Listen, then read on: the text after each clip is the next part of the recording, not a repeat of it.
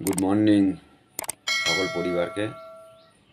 যারা নতুন আছো তারা শুনে রাখো, তোমরা ফেসবুকে কাজ করছো, তোমরা কিছু নাম আছে, সেই নামগুলো কখনো ফেসবুকে বা মেসেঞ্জারে নেবে না।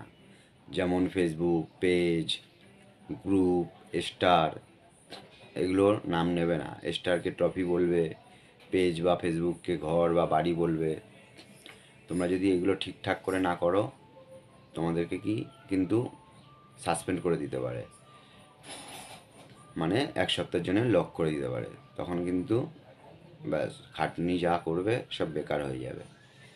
এগুলো নিয়মগুলো মেনে চলো। কাজ করার আগে ফেসবুকের নিয়মগুলো মেনে চলো। যারা অ্যাক্টিভ থাকছো না, তারা অনেকে ভাবছো 100 টার্গেট আছে, 100 স্টারের, ও কোনো ব্যাপার না, এদিক ওদিক করে লোক দেবে, হয়ে যাবে। তারা ভুল করছো। তোমরা যদি এখন অ্যাক্টিভ না থাকো, এরপরে 200 টার্গেট আসবে, তারপরে 600 টার্গেট আসবে, তারপরে বাড়বে। প্রতি একটা করে টার্গেট কমপ্লিট করবে, বাড়বে। এবার এখন যদি তোমরা টার্গেট মানে অ্যাক্টিভভাবে না থাকো, সবার সঙ্গে মিলেমিশে না থাকো, পরে আর পার করতে পারবে না। তখন দেখবে একটা ইনকামের জায়গায় এসে গিয়ে থেমে গেছো, ওপরে আর যেতে পারছো না, আর ইনকামও আর বাড়ছে না।